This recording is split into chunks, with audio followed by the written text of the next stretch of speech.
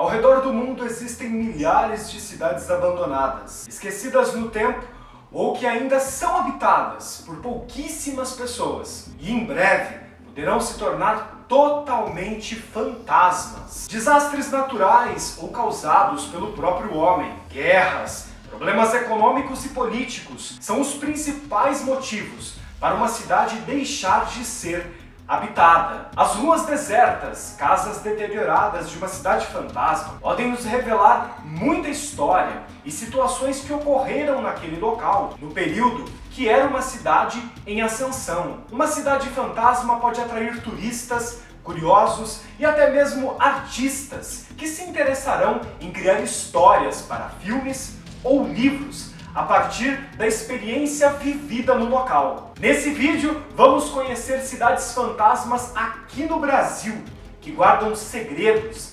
histórias e descobrir por que elas foram abandonadas. Mas antes, para crescimento é preciso engajamento. E nisso eu conto muito com você. Curta, comente, compartilhe conhecimento.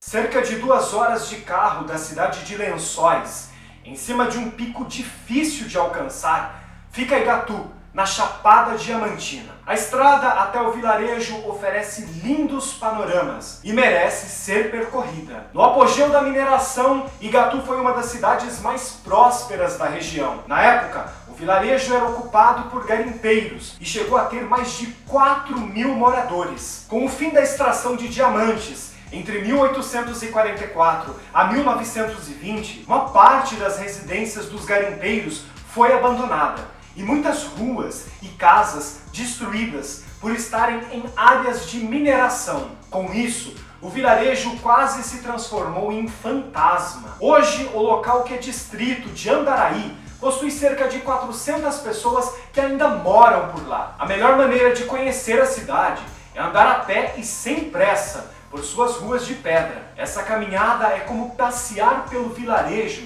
de um filme medieval. Mais afastado do pequeno centro, onde os atuais moradores habitam, ficam as casas dos antigos garimpeiros, construídas totalmente em pedras. Hoje, elas se encontram abandonadas. É possível observar pelas ruínas como era a estrutura da antiga cidade. Essas ruínas comprovam também tudo o que aconteceu por lá no período de extração. Igatu, em Tupi-Guarani, quer dizer águas boas, localizada perto do Poço Encantado, lago subterrâneo que reflete a luz no azul profundo e com suas ruínas misturadas às rochas e às nuvens. O local hoje, quase fantasma, oferece uma viagem no tempo fascinante. São José do Arapira foi uma das 20 vilas fundadas pela coroa portuguesa, na então capitania de São Paulo, no século XVIII, com o objetivo de dominar o litoral brasileiro e estabelecer rotas de comércio marítimo. A vila chegou a ter uma população de mais de 500 habitantes, com cartório civil,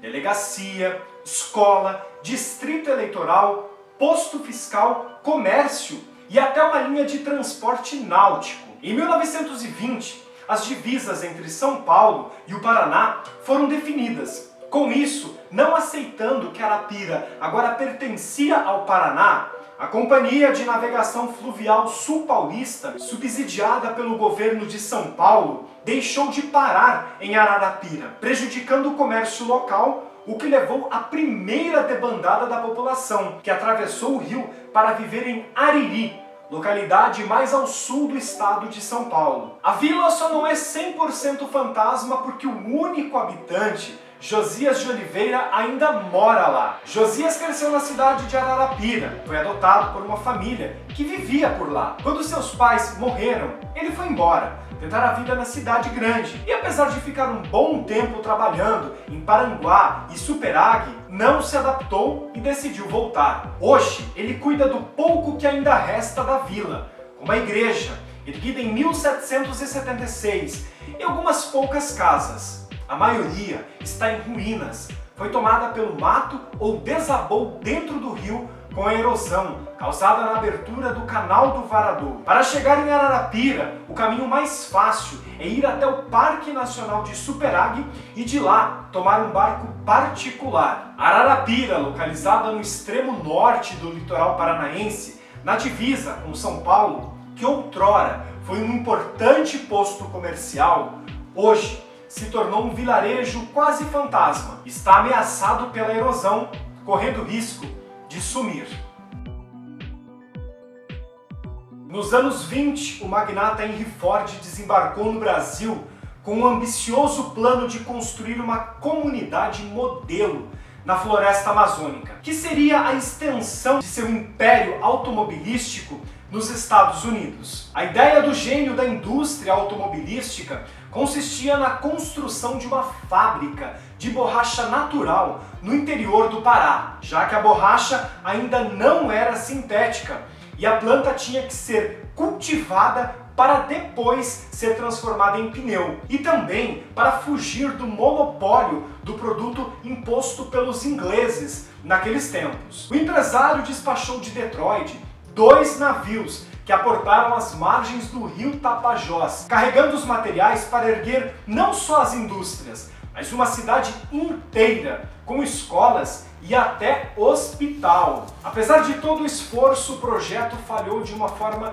dramática. A borracha não cresceu bem nas terras da Amazônia, além do fato de um fungo ter dizimado a plantação de 1,5 milhão de seringueiras. Teve também o choque cultural entre os americanos e o povo local, que acabou transformando a rotina de trabalho em um inferno. Alguns relatos apontam também que os americanos sofreram com febres causadas pela água e por mosquitos, e que protestos dos trabalhadores locais por condições de trabalho se tornaram um grande problema. Com isso, a aventura de produzir borracha para a indústria automobilística na Amazônia durou só de 1927 a 1945, quando as terras no município de Aveiro, no Pará, foram devolvidas ao governo, e a fábrica Made in America, que prometia o sonho americano, criado para mais de 10.000 trabalhadores, foi abandonada. Fordlândia, que possuía o mais puro estilo americano, com direito até a campo de golfe, hoje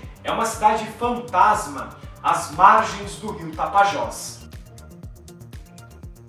A cidade de Airão Velho, no estado do Amazonas, que fica a 180 quilômetros de Manaus, foi no passado uma vila de média importância econômica. Denominada apenas Airão, fundada no ano de 1694, foi a primeira povoação às margens do Rio Negro, mais antiga que a primeira capital do Amazonas. Teve seu auge há mais de 100 anos, período que o vilarejo viveu grande prosperidade econômica durante o ciclo da borracha, de 1879 a 1912, quando a região era movida pela exploração do látex, até que veio o declínio da produção, seguido da decadência econômica, pelo qual os produtores amazonenses não estavam preparados. E como Airão era um ponto forte de captação e distribuição, a cidade faliu. Com a decadência do ciclo da borracha em Airão, seus moradores passaram a abandoná-la. Boa parte de sua população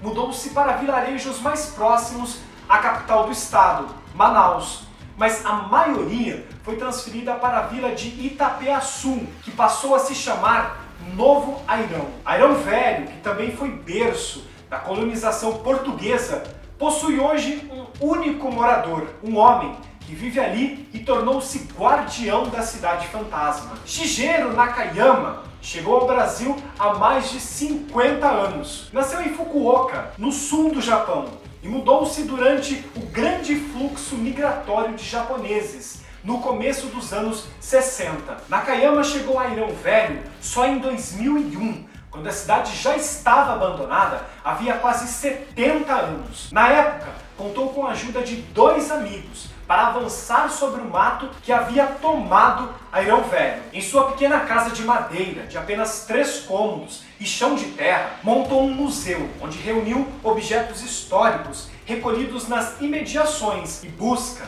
manter viva a história de Airão Velho, pelo menos enquanto for vivo. Teme que um dia, quando ele se for, a cidade seja esquecida e abandonada novamente. Cococi é uma cidade fantasma na Caatinga cearense. Na verdade, o distrito de Cococi perdeu o status de cidade em 1979 e hoje pertence ao município de Parambu, no sertão de Inhamuns, no Ceará. Cococi começou como uma vila, passou a ser distrito de Parambu e depois foi emancipada após a instalação da família Feitosa naquela região. Alguns relatos apontam que o lugar começou a declinar por causa das estiagens e que as pessoas foram saindo atrás de melhores condições de vida para seus filhos, já que a cidade havia estagnado. Outros relatos contam que a cidade de Cococi possuiu apenas 2 prefeitos, o Major Feitosa e Leandro Custódio, da mesma família. A história contada por populares narra que o Major Feitosa, no seu segundo mandato, o terceiro e último do ex-município, ao receber verbas para investimentos no lugar, teria utilizado indevidamente o dinheiro para a compra de gado. O feito repercutiu no estado e a ditadura militar decidiu extinguir o município, rebaixando a categoria de distrito, e isso fez com que os moradores fossem embora. Atualmente, as poucas casas de Cococi, a aproximadamente 414 quilômetros da capital Fortaleza, estão em ruínas. A vegetação destruiu a Câmara Municipal e a Prefeitura.